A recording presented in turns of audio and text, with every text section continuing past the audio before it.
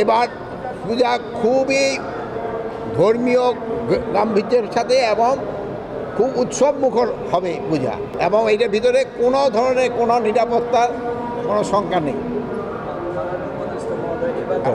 হ্যাঁ, আগের চেয়ে আরও বেশি, আগের চেয়ে আরও বেশি উন্নত। আর এখানে সাম্প্রতিক বন্ধন সবসময় ছিল, তা আপনারা ভালো থাকেন।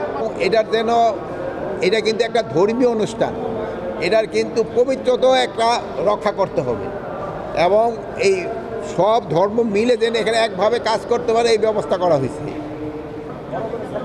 এখানে কোনো ধরনের এই নিরাপত্তার ঝুঁকি আমার থেকে তো এরা বলতে পারবে, এরা তো বললো কোনো নিরাপত্তার ঝুঁকি নাই, এবং প্রত্যেক জায়গায় কিন্তু সিসিটিভির ব্যবস্থা করা হয়েছে।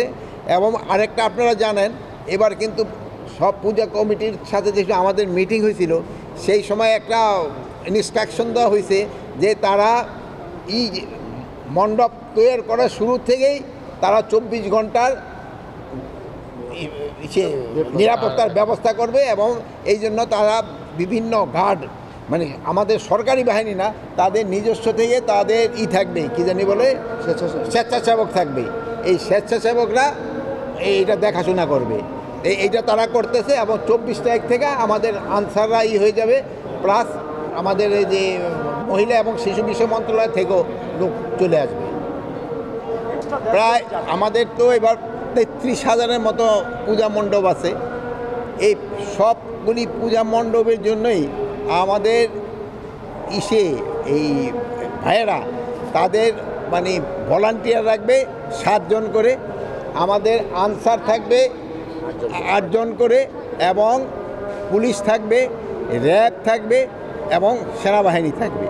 এর অধিকন্তু আমরা কিন্তু আর প্রায় 80,000 এই মহিলা এবং শিশু বিষয় মন্ত্রণালয় থেকে ভলান্টিয়ার রাখতেছি।